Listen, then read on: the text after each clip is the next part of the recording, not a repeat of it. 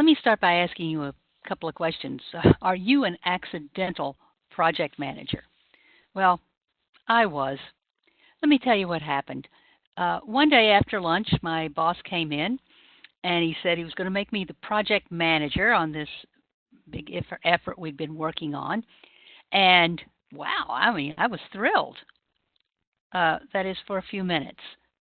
Because then I realized I don't know anything about being a project manager. I've never taken any courses. Uh, this is way outside my level of knowledge. Well, really, I was quite lucky because I had a great boss who, first of all, he kind of took me under his wing. He coached me, and boy, I had a pretty steep learning curve. And eventually, I was able to send me to a class, so I learned more formally.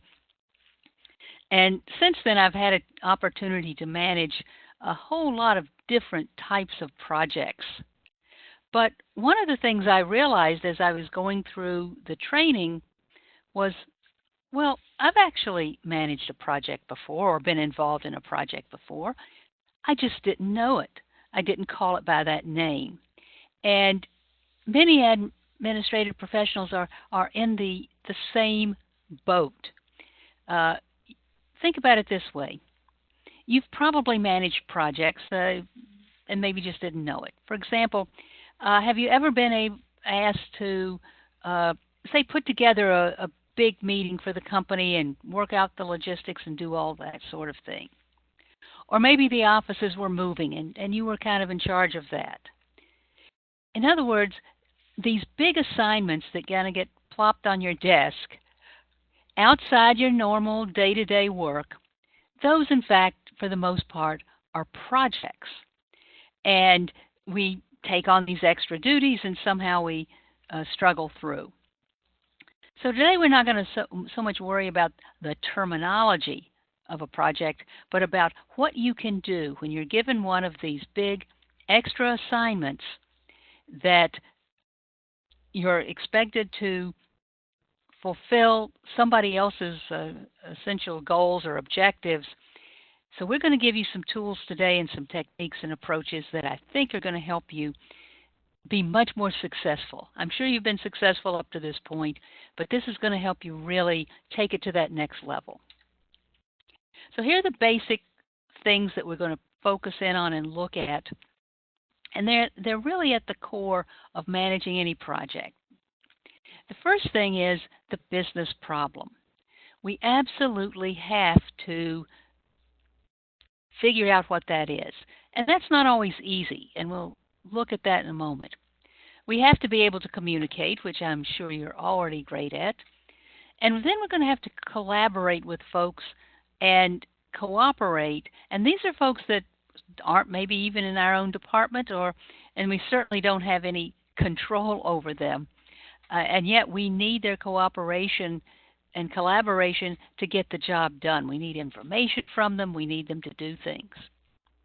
And we're going to teach you some basic project management tools.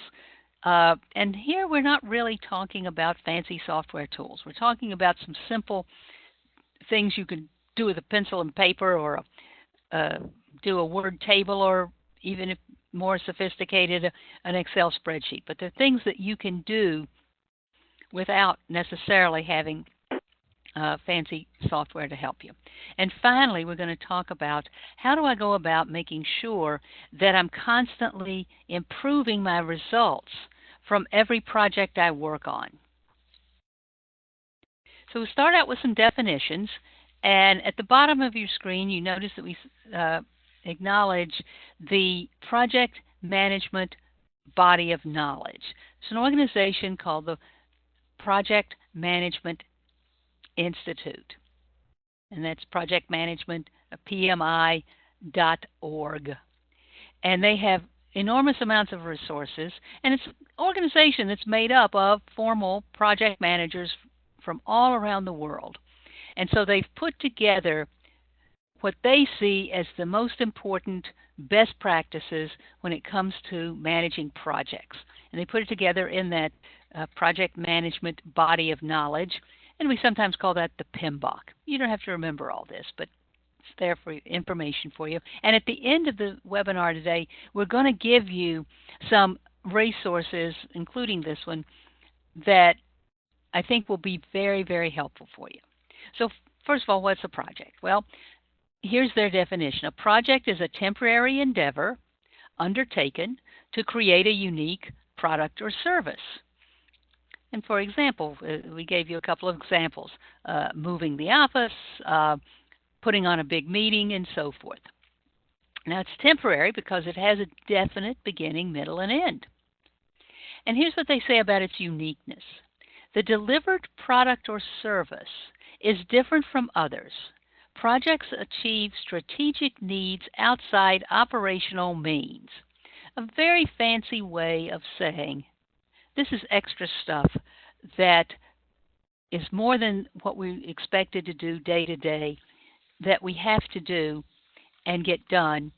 And I want to give you then another definition of a project. And this comes from a fellow named Joseph Juran, who's a very important management guru.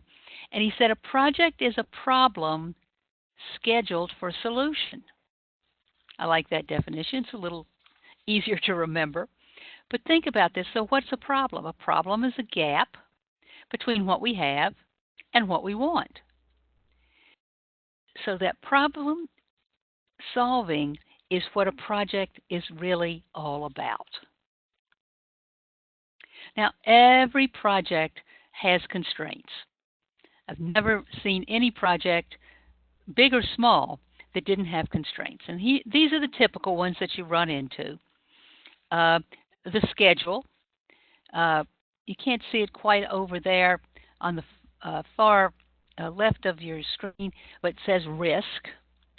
The quality of how we've defined what we want to come out of this. The resources, and that includes, of course, the people. And the budget. And very often, for the kinds of projects that are handed to administrative professionals, most of this has been decided outside of you. You're handed a budget, you're handed a schedule, you're handed the scope, and so forth. But there's some things you can do to kind of pin some of this stuff down so that it is something you can actually manage. So think about it, and think of, now that you know what a project is and that you know that you've actually worked on some, think about that one of those projects you've worked on recently, and think about what were some of the constraints that you were under to get it done. Budget and schedule were probably a couple of biggies. Maybe resources, maybe having help from other people. Or maybe there were some risks involved that were maybe never quite stated. So project success and failure really depends on a lot of factors, but a huge number of formal projects actually fail. The literature goes on and on about this. And informal projects, such as the ones most of you are going to be working on, we don't have any data on because nobody ever publishes big articles about them. But how do you avoid that failure? How do you kind of assure that you're going to be successful? And that's by using some of these basics that we're going to talk about today. So what are those success factors? Well, I've underlined 3 here on the top that I think are most important. One is coordination and stakeholder relations. And here we're going to talk about stakeholders a little bit later in the webinar. The stakeholders are all those folks who have some interest in your project, whatever that interest is. And we have to kind of organize and coordinate all of that. And that's going to be a key part, and that's why we're going to spend some time talking about it. Success criteria consensus. In other words, people agree what the final outcome should be, what it should look like, whether it's a product or a service or anything else. What are the critical things about it that we can measure, that we can monitor, and we can make sure we make it? And finally, initial over-optimism. Wow. Think about this. I've worked on projects over many times over the years, and when I come to the end, I'm saying, you know, if I'd really known what I was getting into, I would have said no right up front because I would know it was impossible. It couldn't be done. Well, that's the kind of spirit, the kind of attitude you have to force yourself into because being a project manager, managing a project is a frustrating undertaken. And so you must have that kind of wild-eyed optimism. Now, of course, having the adequate structure and control, and we're going to give you some tools on that. Its importance, its public exposure. Uh, if it's under a lot of scrutiny, that's going to be useful in terms of determining whether you're going to be successful or not. And competitive budgetary pressure, that's almost always a part of every project. And internal capabilities. In other words, do you have the skills you need? And that's why you're here, hopefully, to pick up a few of these. Now, when we're looking at the project pitfalls, there are a few of these that are most important. Unclear objectives or requirements. In other words, if nobody gets the business problem and then the requirements for this thing right up front, project is doomed from day one. And a lack of effective communications. Communication is so critical for everything in this. A lack of senior management support, and that kind of goes along with today's work environment where things change very rapidly. And so what was important yesterday doesn't seem so important today. And so the emphasis of the organization or upper management changes and shifts. And this can have, of course, a negative impact on anything you're doing. Ineffective project manager, and that's not going to be a problem for us. Inadequate funding, and get used to it. That's the name of the game. You almost never, ever have adequate funding for a project. Changes, of course, in business priorities, and the original assumption was invalid. So we kind of were off on a wild goose chase. So those are some of the most important factors that are going to affect your success. Now, as a project manager, you really have two different jobs. You have your management part of the job and you have your leadership part. Now, don't confuse being a leader or a manager with having a title. You're here because you're an administrative professional, and yet you can lead from any place in the organization. As a project manager, you have to manage a lot of detail, a lot of moving parts. And we're going to talk about what those leadership and management skills are that you'll need to really do the job properly. Because the job of the leader of the project is to help set the direction and encourage other folks to go there. And the job of the manager is to actually put together that plan of how you're going to reach the goal and then see that it's carried out, organize any kind of people or information that you need, report in to upper management, review things periodically, and of course that usually leads to replanning, and evaluating things at the end to see how well you did. All right, we're going to look quickly at the major components of a project. And projects are really going to follow specific steps. Sometimes people call them SOPs, or standard operating procedures. You see, the key here is you do not have to reinvent the wheel. The processes in our best hope for being successful.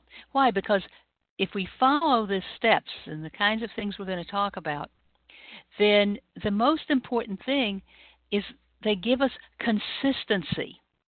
They give us predictability. They give us the ability to actually manage the project. And the problems we have in every project really arise from the inconsistency, not following the steps. And when we have no process whatsoever, well, then we're kind of ad hoc. We're hoping for the best. Hope is not a particularly good strategy. And we're really into reactionary firefighting mode, which I don't know about you, I don't like to be in. So here's the project life cycle. As we said, we have a beginning, a middle, and an end. And we're going to focus on the beginning and the middle, the initiating steps, and then what goes on in the middle, the planning and execution, the monitoring and controlling. So let's look quickly at project initiation. And there are two things in that we're going to focus on today, the business case and the project charter, and we'll explain what those are. We need to create a project plan, and usually we're doing that without a real team, but we'll talk about how to build a virtual team. For example, in the first big project I managed, I had to get some information and cooperation and collaboration from people in several different departments. And I realized about halfway through, I really need to think of them as my team and organize our work that way. And we'll talk a bit about how to do that. James Lewis has written a lot on project management, and this is what he says. He's talking about project failures. He says the reason for these failures is inadequate project planning. People take a ready, fire, aim approach in an effort to get a job done really fast and end up spending far more than necessary by reworking errors, recovering from diversions down blind alleys, and so on. So this is at the heart of the reason projects fail. Then, of course, we're going to obviously talk about project execution. That's when we go out and perform the work. That's when we follow our plan and track what we're doing. And then that monitoring and controlling, we have to constantly look for ways in which we are varying from what we planned. It will happen. No project ever executes exactly as it was planned, no matter how great the plan is. So we have to take corrective action. And where we can, even some preventative action. We have to spend some time anticipating problems. And we'll talk about that. Because no matter how good that plan is, stuff happens. And you have to be able to be nimble, to be ready to adapt and adopt on the fly. If you're somebody that doesn't like to adapt, doesn't like change, you're going to run into some real challenges as a project manager. Flexibility is going to be your great friend. And of course, we close out the project formally. And one of the things we're going to spend some time talking about is lessons learned, which is probably one of the most important things we can do as we go along.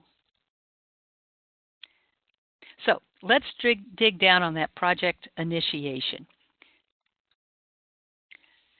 As I said before, what is the business problem? Solving a business problem is at the heart of it. And by the way, this is true whether you are in a nonprofit or a for-profit organization or a government agency.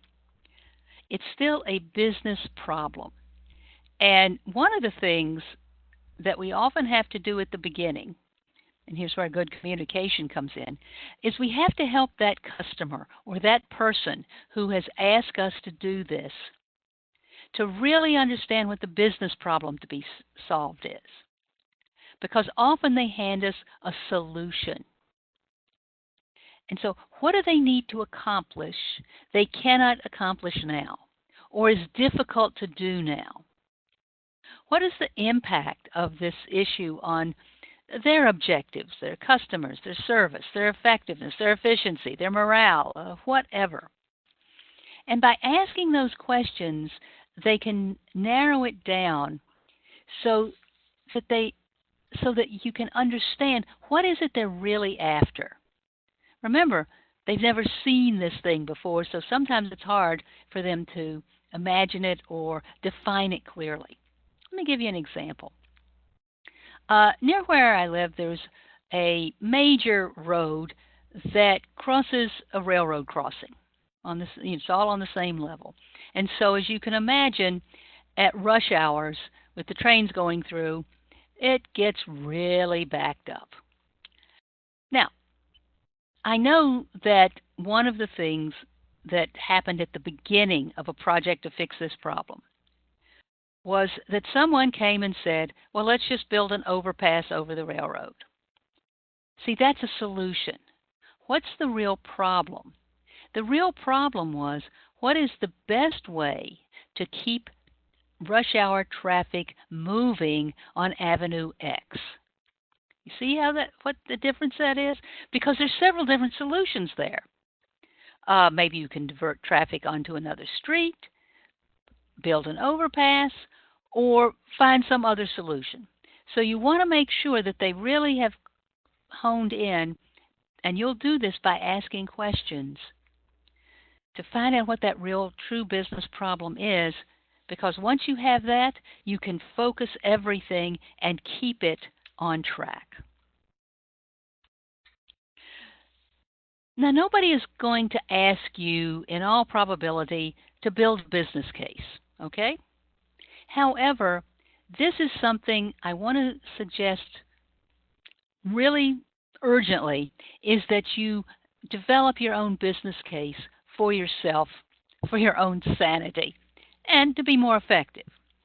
And the first thing is, what does that business need? And then a few notes on how am I going to achieve this? What are all the options that are available? What are the pros and cons for each of them? Are there any financial considerations? What's my recommendation and why? And really, this is going to take some thoughtfulness. And of course, figuring out, well, what's the business benefit? If we do this and we're very successful, how will our organization be better off? In what way? And putting together this business case will help you in terms of your communication, not only with whoever assigned it to you, your boss probably, but with other people that you're trying to get involved in it. And let's come to that point. The fact is that most of the time, as an administrative professional, you may not have a real team, right? Now, most project managers get a formal team assigned to them. You may not get one. So what are you going to do? Well, and this is something that I learned, and boy, has it helped me in all kinds of situations. I went about building a virtual team. Now, what do I mean by that? I said, who do I need to get information from? Who do I need to do particular things at a particular time to make this project successful so that I can get everything done? Let's take an example, and we'll kind of talk through it as we go along. Let's say that you've been asked to put together a meeting of all of the field agents from all over the country. All right, who's going to be involved? Well, the folks in charge of those agents are going to be involved. We're bringing them into the home office, and so we'll need some meeting rooms.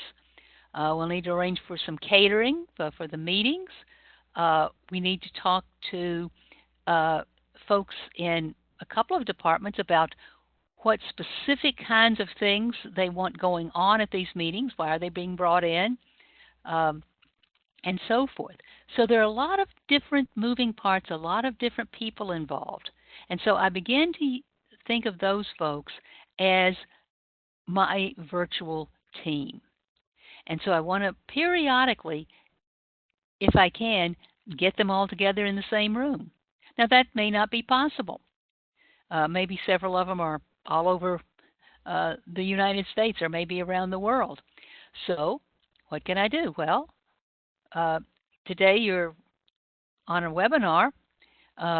We have people all over the place on the webinar today.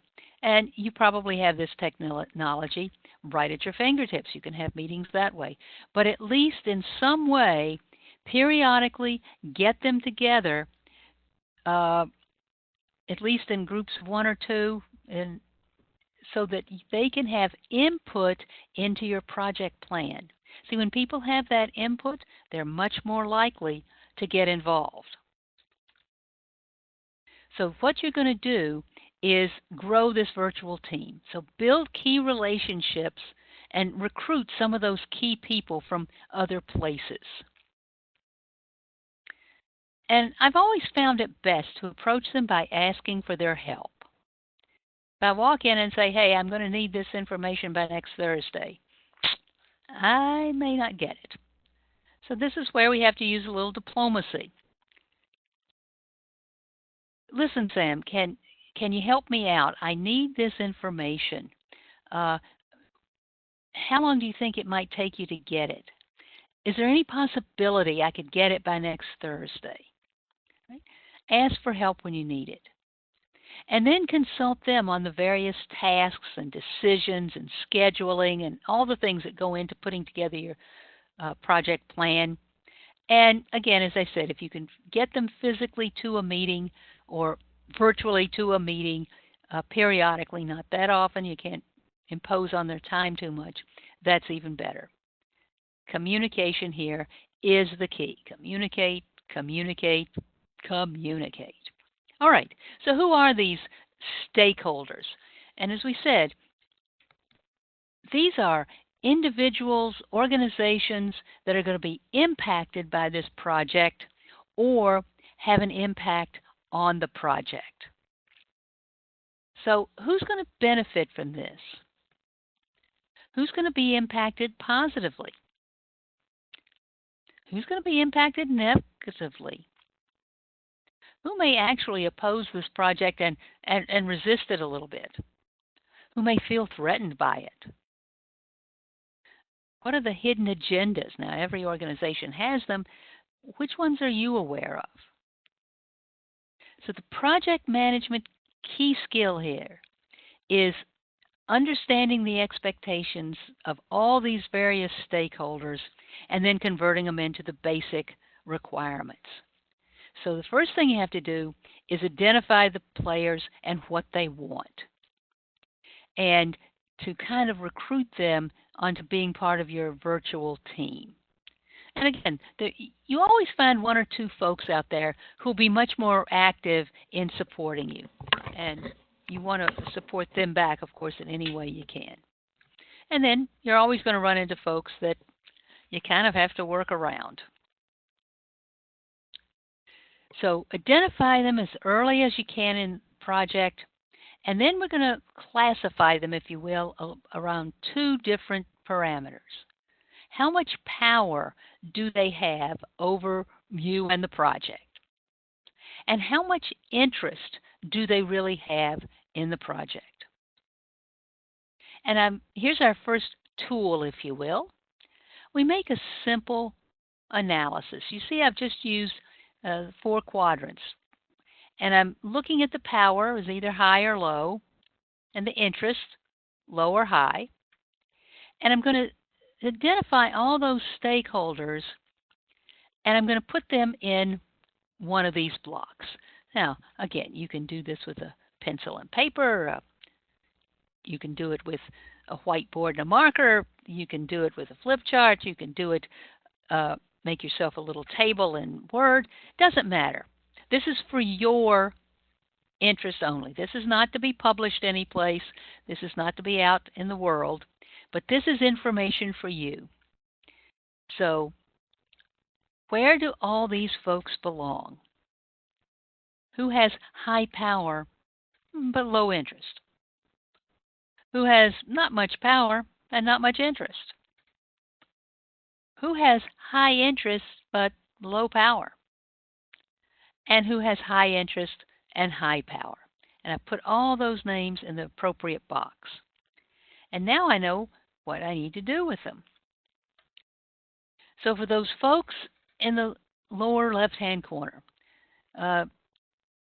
low power, low interest. Kind of keep an eye on them, watch them. Don't have to do anything yet. By the way, people can move around in this grid, so that's why you kind of keep an eye on them. Where are they at the moment? Who has high power, low interest? I usually have to comply with them again if they've got that high power. Suppose down here in the right-hand corner with the low power but very high interest. Well, I want to keep them in the loop and keep them informed. And again, this is often a place where I get some real help from folks. And then finally, the folks with high power over the project, high interest in the project, I want to align with them. I want to facilitate their work, and these are the folks I have to really focus on and take most interest in and take care of. Now, there's one other little tool that we can find very helpful to use up front. And again, nobody's going to ask you to develop a project charter. All right? They're just not going to do it. However, I want to encourage you to develop a project charter. And the reason is that it's going to pull together a lot of information that you need all in one place so that you can help keep your project focused. Now, this is a typical simple one as well as a sample. And look up there in the top. We've put that business problem statement. So why have we decided to do this? What is the business problem? Where's the pain we're experiencing? Answering all those basic kinds of questions. And we have a goal statement. So what is the most important thing we're trying to achieve with this? And how am I going to measure that? And we usually state these things as I'm going to increase something or improve something or reduce something, change something in some way. And do I have any other measurements or metrics that I need to put around that? Now, you see down in the bottom left-hand corner, we have a thing called a Gantt chart. It's just my schedule. And you see that I'm going to start off with a feasibility study to see how reasonable this thing is, and that's going to start at the beginning of January and take most of that month. I'm going to have my kickoff in February as I define all of the requirements and the results we need. That goes over a couple of months, February and March. Now I start in March and I execute this thing, and it takes me through May to finish it. And then we close it down in June. Okay. So, again, just a simple schedule. Doesn't have to look like this. And then the business case, in other words, what is the real impact of this project going to be? What things do I need to avoid, or this project will help us avoid? What are the benefits? And again, articulated clearly so that I stay focused. And then, how big is this thing?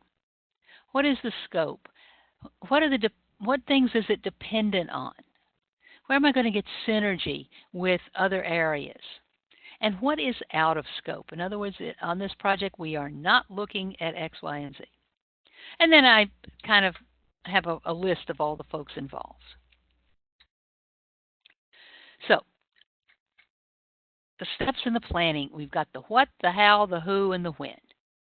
So in the what, this is defining our requirements, what we're trying to achieve. The how, it defines the process, the tasks, the actions, and the relationships to one another. Who's going to be involved in this? And then, of course, when things are going to be done, my schedule. And how do we go about getting requirements? Well, a lot of times, as I said, they're just kind of handed to us. We can run focus groups. We can have facilitated workshops, surveys. However, most of your projects will be pretty simple where you're sitting down talking with people and trying to find out. And it's critical to do it well. We could spend the whole webinar just talking on how to dig these requirements out. But the real secret is to ask a lot of questions. You know the old cliche, the only dumb question is the one you didn't ask. So start out by asking open-ended questions. Those are the questions that can't be answered easily by yes or no or a number, or in other words, a short answer. You want to get them talking. The more they talk, the more they're going to reveal about what is really going on and what they are trying to achieve. Right? Remember I said it's not easy to see this because they've never seen it before. Now, I always have my questions written down before I go in, right? I also usually try to anticipate some of the things they might say and have a couple of follow-up questions. And then, if I get stuck for follow-up, there's always the old standbys. So can you tell me a little bit more about that? Could you expand on that? Walk me through that. And of course, what else? And then, of course, I like to ask them, what if? What if this were to happen? What if that went wrong? And, of course, sometimes people will say back to you, oh, well, nobody would ever do that. Believe me, if you can think it up, somebody will do it. You want to dig deep. Now, this is important. You have to walk in with your questions written down, all the things you need to know and figure out about this project. Now, that doesn't mean if you get going and you kind of go off on a side track that you can't ask those questions or pursue it. No, you can, especially if it's going to give you more information. But you have a written list so that you make sure you always come back to it. Because I can tell you, you get in there and you start and you ask your questions, and then somebody asks something else or it goes down a different way, and the next thing you know, you're off to the races. And if you don't have a set list of questions, you'll never get asked some of those important questions you need to ask. So always walk in with your question list. And then, we said you have to be flexible. You can always then get more information back by listening to folks and then getting back to your set questions. Now, one of the things we have to do, and we have to keep doing this all through the project, is to clarify what's in the project, what's that business problem, and what's outside. And I've illustrated it with this pond full of lily pads. And you see at the bottom there this big lily pad. That's where my business problem is. That's what's really involved. All of those other little lily pads out there, all of that water, all the other things, those are other issues, needs, ideas, etc., and they are separate from the project. And you have to keep spending time on this because people are always saying, well, as long as you're doing this, why don't we do that? So, for example, all right, you're bringing the field force in, and they're going to be in meetings about the new products that the company's launching next year.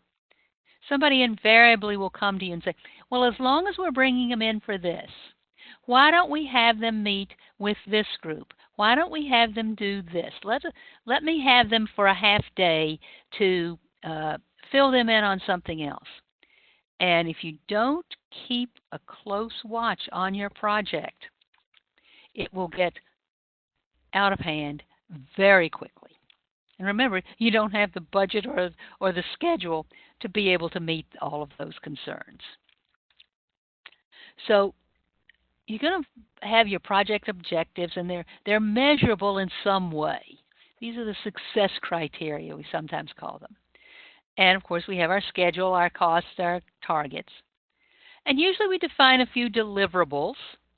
For example, in this project, a deliverable might be that the notice has gone out to all of the members of the field force. Another deliverable might be that I have a block of rooms reserved. Another deliverable might be that I've arranged with the facilities manager to have all of the rooms set up.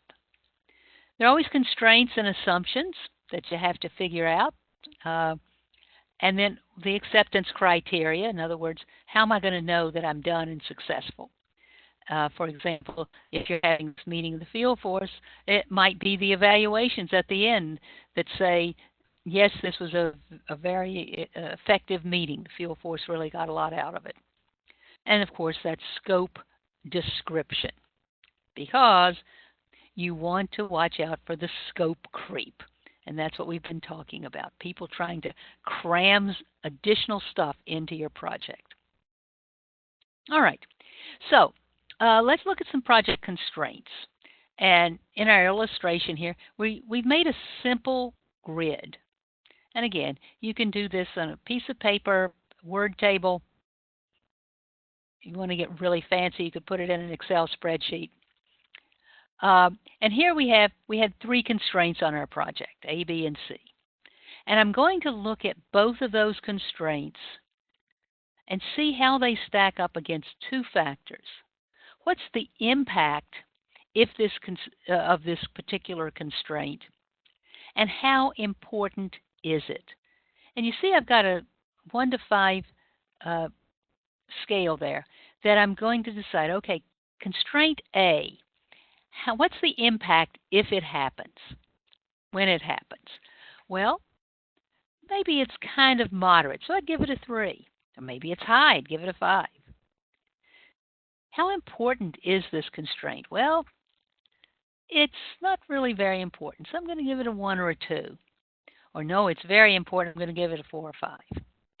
And I analyze each constraint first, going across the rows, and giving it an impact score and an importance score. Now I move on to number B. Constraint B, what's the impact of this? How important is it? I give it the scores. And finally I come to constraint C, and what's its score on impact, what's its score on importance. Now I go back and I'm going to multiply the impact by the importance. And it's very important that I go across the rows when I was doing this and not down and do the impact on everybody or then the importance. Because then I, without meaning to, start comparing them to one another. And I just want to analyze each one separately. So let's look at that. So constraint A had a fairly low impact, but was pretty important. So it had a 2 and a 4. So 2 times 4 is 8. And that's the level of that constraint. For B, very high impact, kind of moderate importance. 5 times 3 is 15. And constraint C, kind of a high impact, very high importance. 4 times 5 is 20. Okay, now what do? I need to decide which of these constraints I'm going to put some special emphasis on, some special actions or activities into my project plan about. Okay, which ones? Unfortunately, I cannot tell you. This is that answer that we all hate. It depends. It depends on your specific situation. Now, as you go through and become more and more accomplished and with more and more projects, you begin to get a feel of which of these you should end up picking. Obviously, you would pick the one that got 20. Do we take the 15 also? Judgment call. How about the 8? Judgment call. So always go with your experience, or here's a time to consult with key stakeholders, with your boss, and so forth. But there's some of these constraints you're going to have to take some action on, and you need to figure that out. All right, let me give you now probably the most important of the tools, and it's called the work breakdown structure. And you see that little yellow pad of stickies there? This is something that doesn't require high tech. I need my pad of stickies and my marker, and what I'm going to do is on each sticky write down one thing that needs to be done in this project. And it doesn't matter high level, low level, mid level, just write down every single thing that comes to your mind, and if you can brainstorm this with some of your stakeholders, that's even better. Write down all of those activities, all the things that need to be done, all the actions that need to be taken. And you end up with a lot of stickies. The first time I ever witnessed this, I was walking by someone's office and I saw the whole wall was full of yellow stickies. And I said, "What in the world are you doing?" And the person told me, making a work breakdown structure. Now, what does this mean, work breakdown? I'm now going in and I'm going to arrange the stickies. And at the top, I'm going to put my broad categories. And then under it, the more detailed, specific steps, down to the lowest level of an action that needs to be taken. So here you see it kind of illustrated. So in this project, we had 3 different objectives or things we were trying to accomplish, A, B, and C. And you see that under A, I broke it down, and there were going to be 2 tasks. And there could be more levels. We just tried to keep it easy to see. B, we had 2, and under C, actually, we had one of them broken down to even a lower level. How far down do you go in your breakdown? As far as you need to. Who's going to be doing the work? And in most cases, it'll be you. And what level of do you need to put in there? So, for example, when I'm working on putting a course together like this, I have some broad things, and at this point, since I've done many of these, the lowest activity on my chart may be prepare the PowerPoint, prepare the information that's going to be going on the website. And I know what goes there. If I were delegating this to somebody else to do, I might have to have several other steps. Prepare an outline.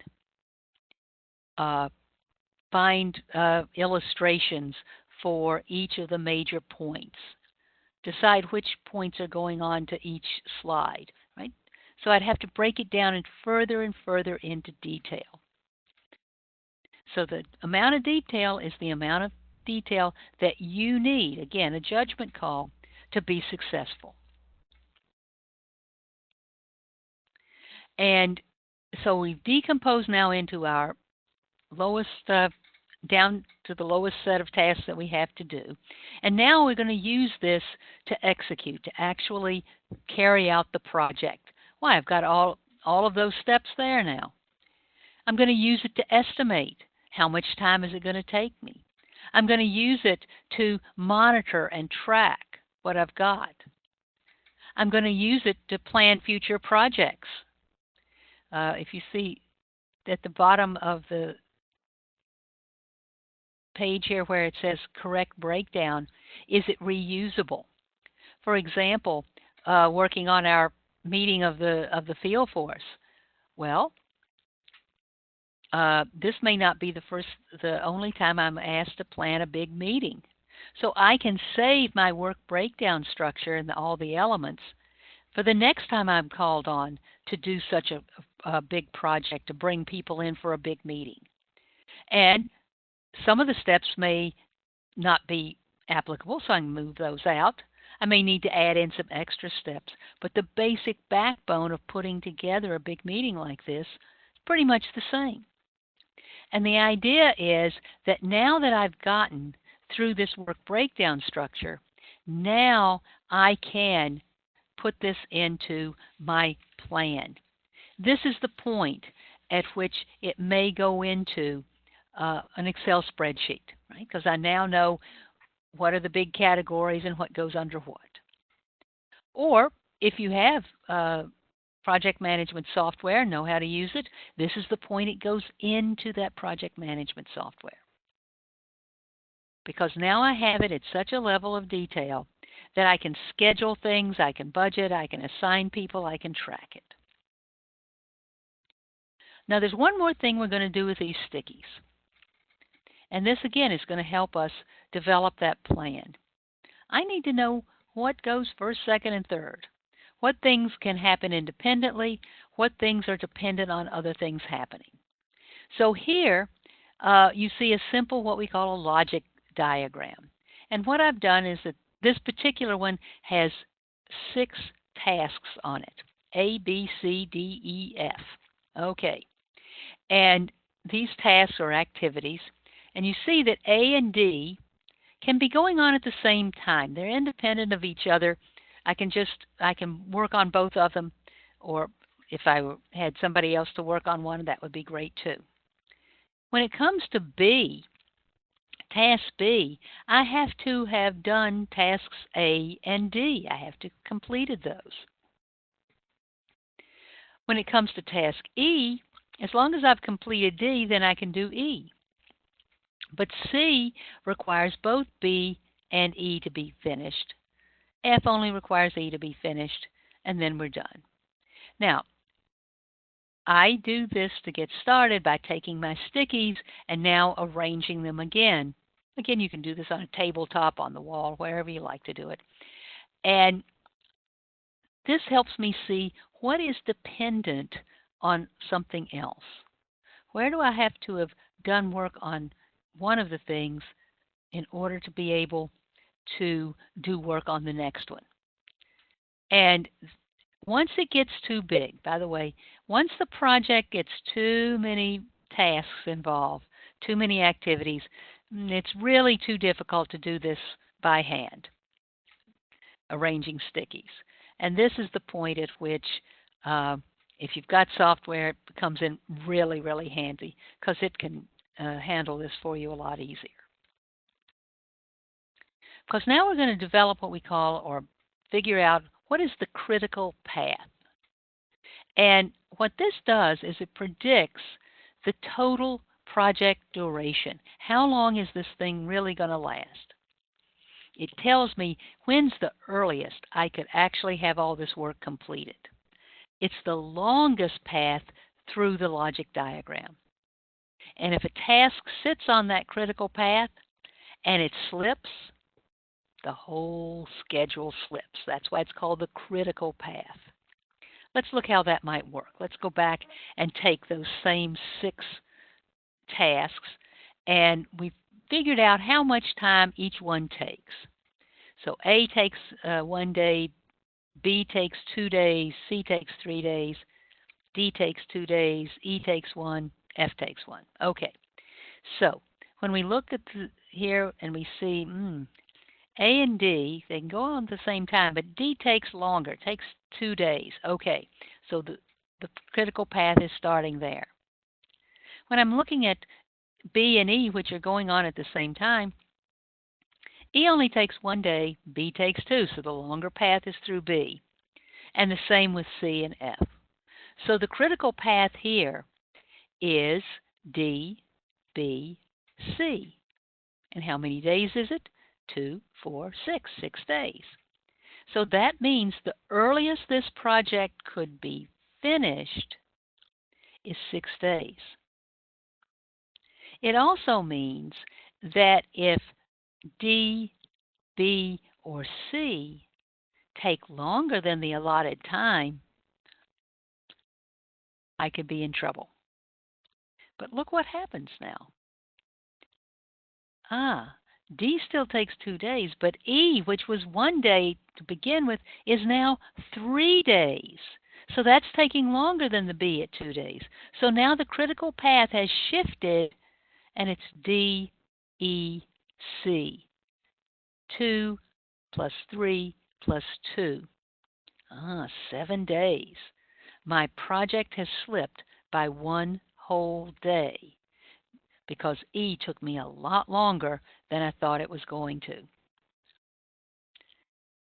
Now, once again, this is something the software can do for you once you get beyond a few steps.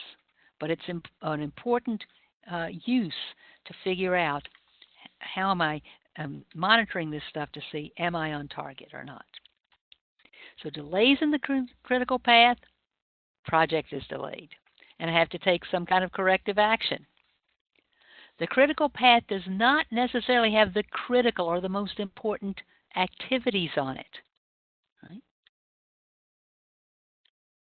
And on large projects where you can have more than one critical path, you've got higher risk. And it's always going to shift and change as the project goes along. Now, when it comes to figuring out, okay, you figured out those tasks, and some were 1 day, 2 days, 3 days, whatever. How do you do that? Well, there are two things we could look at. We could look at effort, or we could look at duration. Well, what's the difference? Well, let's say that as part of getting ready for this big meeting of the field force, you have to talk to Phil who's the facilities manager, and make sure we've got the rooms assigned that we need and that they're going to be set up the way we need them set up. Oh, well, that requires a phone call to Phil. That shouldn't take long, maybe 20, 30 minutes. But when you go to call Phil, he's not there, so you leave a message. Phil calls you back, but you're at lunch. You call Phil back, but he's in a meeting. So it can take an awful long time to actually complete that task, and that's what we call the duration. How long do I really have to allot for this? So instead of allotting a few minutes, I need to allot maybe an hour. It's going to elapse before I actually complete this, or maybe a couple of hours. So always base this on duration. If you only go with the actual physical effort that it would take, you're probably going to have real problems with your scheduling. Now, here's another thing you need to remember. It's basic rule of thumb. We are not 100% productive, in other words, completing tasks, during our 8-hour workday. The rule of thumb is that you can only count on having about 5 hours, maybe a little bit more, but we use 5 as a round number, of productive work. Now, that doesn't mean that people are lying by the pool eating bonbons. No, we have meetings, we have breaks, we have training, we have vacation, we have holidays. We have all sorts of things going on.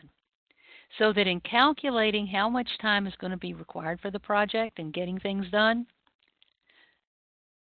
let your rule of thumb be about 5 hours of productive work in the course of a day. Let me give you another really terrific tool. And I discovered this some years ago, and we really refined it further on a project that I worked on recently.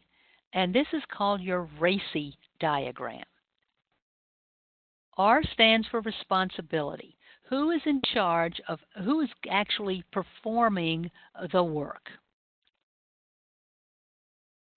Who is the accountable person? There can only be one accountable person. There may be several people with responsibility for doing work, but there's only one who's accountable. And that's the one whose feet are held to the fire to get this, to make sure that this actually happens. And on many of your projects, that may be you. And then who's consulted? Who do we need to get information from or make sure that we've passed things by and talked to about this? And finally, who's simply informed? We keep them in the loop. So responsible, accountable, consulted, informed. And we've given you a nice simple one here. And in this one, this is a live one. They were looking at a procedure that they needed to change. And you see that we have the sponsor, or whoever's, this is probably the boss, the customer, the person who asked for this to get done, the project manager, and in this one they were lucky enough to have a team member. So the first activity was to review the current procedure for the gaps. The sponsor was just kept in the loop. They were informed. The customer was actually going to physically do the review, so they were the responsible person here. The project manager was accountable to see that it got done, and the team member didn't have much to do here. It was just in the loop. if we go down to the third one, where it says create the procedure review plan, sponsor still informed. The customer was consulted on this. The project manager was still accountable for it, but the team member was responsible for actually physically doing the work. If we look down at the last item, approving the amended procedure, well, the sponsor is accountable. The customer is actually responsible for doing the work, and the project manager and the team member were simply informed. So if you take all of those tasks that you developed earlier in your work breakdown structure, and then you're going to assign the level of responsibility or accountability to each person who's part of this, and we've only got 4 here, but you may have a number when you look at your key stakeholders. And are they responsible, actually doing work? Are they accountable, on the hot seat for it? Consulted, we need information, we need to have a discussion with them, or simply kept in the loop with their information. And again, this is an important tool. Again, you can put together in a Word table, you can put it together in an Excel table. You can do this any way you want. Now, we're not going to talk much about the cost and the budgeting because guess what? You're seldom going to be involved in that. It's been determined someplace else. But if you are, you simply go through and look at the tasks and estimate how much time it's going to be by looking at duration and try to figure this out. And once you know the time and the type of people involved, you can calculate based on their hourly salary how much the project is really going to cost. And believe me, it will always come out more than was ever budgeted for it. And that's when you begin to really see how flexible you are in adapting to this. Now, we talked earlier about risk, and risk is something else that we really have to come to grips with in any project. And just like in our earlier ones, we are going to use a simple comparison. So here we have 4 risks, A, B, and C. And here I'm looking at 2 different things, impact and likelihood. What's the impact if this risk actually happens? Again, using a simple 5-point scale where 1 is low, 5 is high. And what's the likelihood of this risk coming about? 5-point scale, very low likelihood or very high likelihood. And once again, I'm going to analyze each one separately, analyze risk A for its impact and livelihood, risk B for its impact and livelihood, risk C for its impact and livelihood, then multiply the 2 together to figure out, okay, how big a risk is this thing? And so here's one we've done. So this had a high impact. A had a high impact if it were to happen, but luckily a relatively low impact, a likelihood that it would happen. So 5 times 2 is 10. B, moderately impactful, the higher likelihood, 3 times 4 is 12. And finally, risk C, fairly low impact at 2, very low likelihood that it was going to happen at 1. Answer was 2. So that was its level of risk. Once again, how do you decide which risks to have a contingency plan for or try to prevent? It's a judgment call. The highest number you could have is 5 times 5 is 25. So do you go down to 10? Or do you break off at 12? Or you say, wait a minute, we don't have any risks that rise to the level of 15, so we're not going to deal with them. Judgment call based on your experience and probably discussions with major stakeholders and your boss. So what do you do, though, if you decide a risk is worth putting a contingency plan together for? Well, you go back to your work breakdown structure. And here we have used the one arm of the structure to figure out how we're going to manage the risks. All right, and we've got several activities here. We're going to track the risk, and then we have a mitigation plan ready, and now we're going to actually build in implementing that contingency plan. So these are some of the basic steps. You add it back in, and of course it has to go into your larger project plan. It's best if you can figure out what would be an early warning sign that this thing is starting to occur. And if I could monitor that and keep my eye out on that, I might be able to intervene or do something about it long before it really hits me with the full impact. So look for early warning signs if you can. And here's how we come up with that schedule. Well, we've got our project charter, as we said, in our scope statement. We've put together a work breakdown structure with all its basic activities.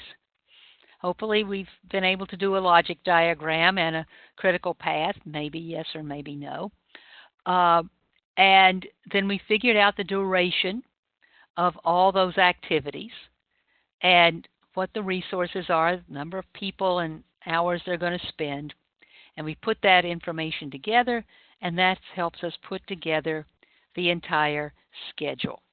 So that's why the work breakdown structure, when we break it down to the lowest level, that's probably going to be your most important tool to use.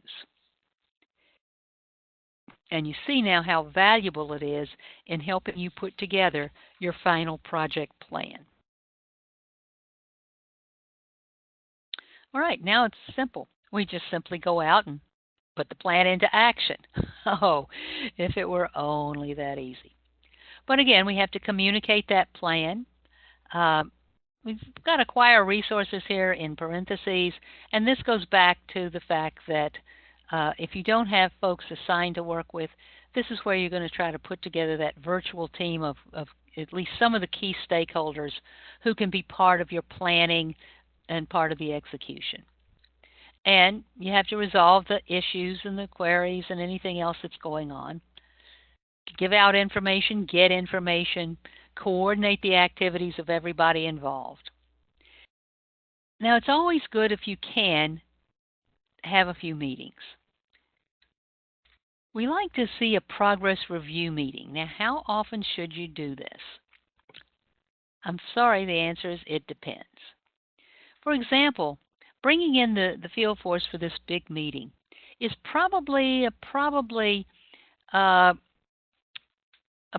that's noticed. It's a big project. A lot of people are looking at this. So you might need to meet on that more often. Maybe you need to meet every couple of weeks, every 2 or 3 weeks on this. Talk about your progress. For other projects, it's a little longer time frame. We don't have to meet that often. I like to meet monthly as a kind of a minimum, but sometimes that's not doable, so we meet every 6 weeks or so. You don't want things to drag on too long before you have the meetings, because too much has a chance to go wrong. And here, what do? You essentially sit down with this virtual team of yours or your team, and you go over what you plan to do, what you've actually done, what's our progress, where do we go next, and so forth. And you see that I've added lessons learned. At every step of the way, I want to talk about, okay, we've done this much work at this point. What did we learn? What do we want to do more of, less of, same amount of? What do we need to do differently? What do we need to do to get back on track? And I want to keep a record of all those lessons learned and continuously build that list and then organize it and kind of share it with other folks. Lessons learned is your most powerful tool of getting the experience you need to make some of those it depends decisions. This is where you really lock in. What did I really learn from this? Well, I learned that, for example, I can't do this. I learned that I need to approach this person in this way. I learned whatever I learned, and what am I going to apply on the next round or on the next project? Now, for big projects, there's probably a milestone review, and that's when the sponsor usually gets involved and some of the most important of the stakeholders. And once again, we're going to do lessons learned in those meetings also. So, for example, on this big project to bring them in, you probably have to have the facilities guy and the catering person and the person who all the field agents report to, and maybe somebody from HR. They all need to be in this meeting if you can get them there. So since we're talking about meetings, let's just review. Hopefully you know all of this. The first thing is to have a purpose for the meeting. It's Thursday at 10 o'clock is not the purpose of the meeting. What are we going to try to accomplish? What are we going to be discussing? What decisions do we need to make? That's the purpose of the meeting. And then I'm going to put together an agenda with time frames on everything. And I'm going to circulate that well in advance, especially if there are things that people need to look at and read over ahead of time. I'm going to start and end on time. The minute you don't start on time, you've told people in all essence, hey, number one, I don't respect your time. Number two, well, we're going to start about 5 minutes late, 10 minutes late. Well, then, hey, I'm not going to go to that meeting before 10 minutes after the hour. Why? It never starts on time. And so that just makes a bigger and bigger problem. Respect people's time, start on time, end on time. And, of course, stay focused with that agenda. And at the end, you're not going to take notes like you did down in your 5th grade class meeting. Well, Mary said this, and Tom said that, and Bill said the other. No. What are the actions we need to take? Tom's going to do this by this date. Mary's going to do that by that date. Bill's going to do this by this date. In other words, what's the action plan? That's all I care about, not who said what was discussed, etc. So what kind of things can we monitor on a project? Well, there's a lot of different things. Do the deliverables meet the requirements? In other words, for example, we said that one of the deliverables might be the room setup. Okay, we've got the room set up and the diagrams. Does this meet the requirements of the meeting that they're going to have? Is there a place for the breakouts? Is there a place for small groups to get together? What kind of quality checks? In other words, maybe the quality checks are about the materials that are going to be handed out.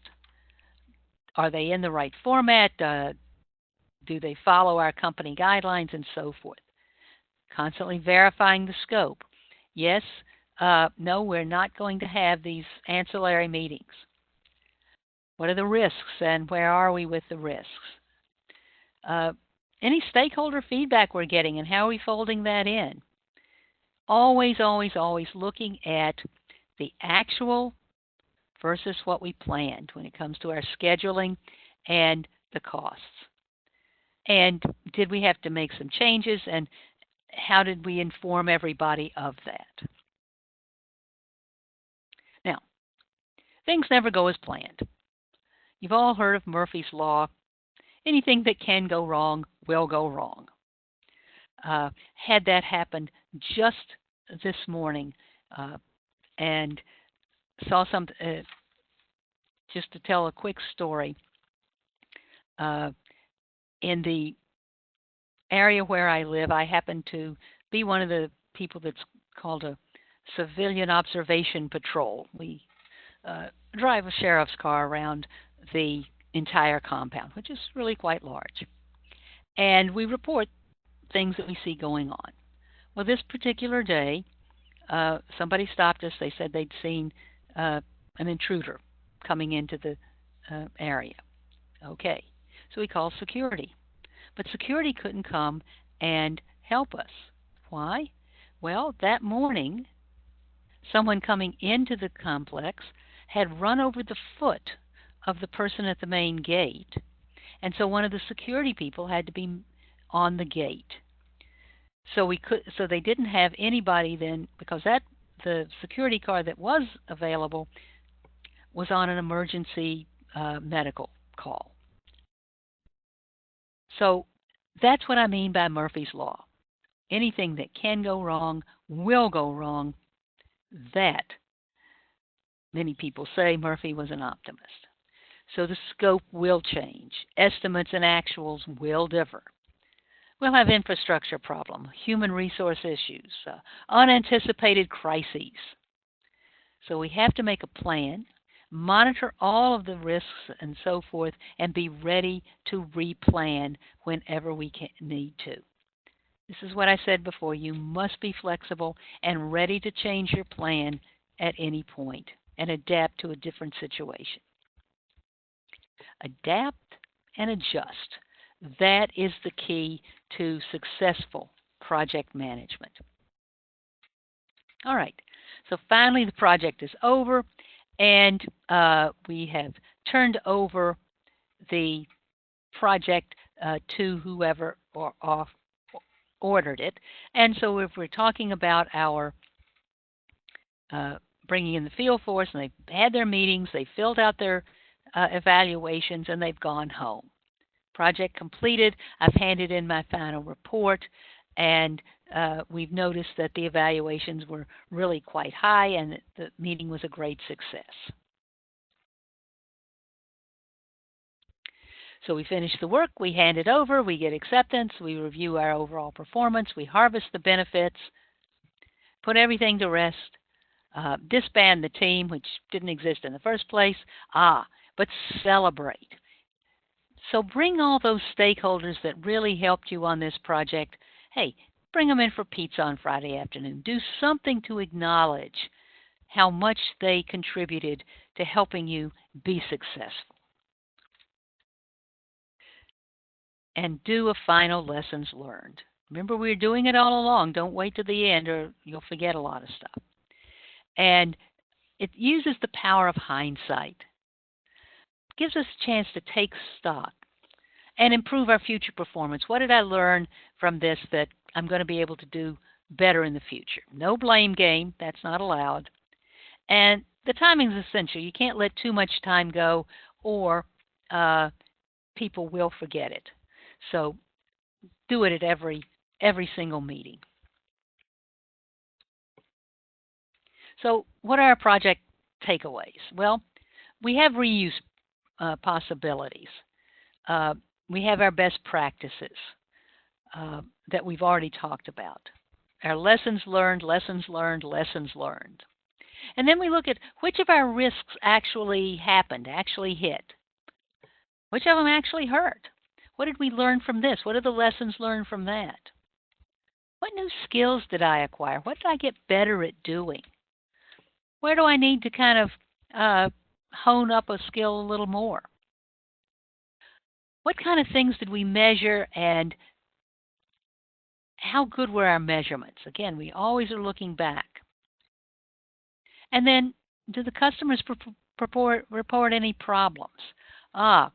The breakout rooms were too small.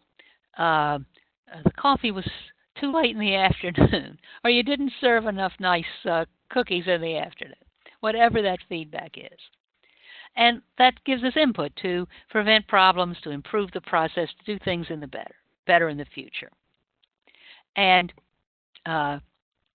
again, we usually try to do some sort of survey and analyze what we did well and where we can really improve. Sophocles, an old dead Greek guy, said that knowledge must come through action. At the end of the day, the real way we learn anything is by going out there, giving it a try, learning from that try, and doing better the next time. So I always like to say, think of it this way. We've covered a lot of ground today. And as administrative professionals, you have lots on your plate. So just pick one thing from all the things we've talked about that you're going to try to do and fold into your project management of the big assignments you get. And go out and try that thing. And then sit down with yourself and analyze, how well did I do that? What do I need to do differently to be more effective with it? Or, wow, that really worked great. Now, what's the next thing I'm going to try? Keep constantly improving everything you're doing. I promised you some references, and the very first one on our list is Fundamentals of Project Management by James Lewis. We quoted from him early on. This particular book is the one I put a big star by it because if you buy nothing else, if you get no other resource, this is the one to start with, because it's written assuming that you're not an experienced project manager, and it gives you the basic steps, many of which we talked about today, and then, of course, many more. And he always gives you two examples. One is kind of some everyday example, and one is more kind of business related, so that you can kind of get a picture of how this can apply. So let me urge you no, I don't get any compensation from this, but let me urge you to get Fundamentals of Project Management by James Lewis.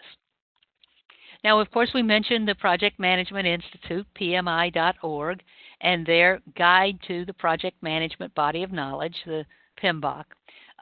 That's kind of the basic Bible of project management. It has everything in it, but it may be overkill for you, especially if you're starting out with this stuff. So only after you've done a few projects and tried a lot of the skills, give this one a try. If you really get to an advanced level, then Project Planning, Scheduling, and Control, again by James Lewis, is a very hefty volume that gives you lots of important information, as does Eric Verzoos's The Fast Forward MBA in Project Management. So these are for your very advanced skills.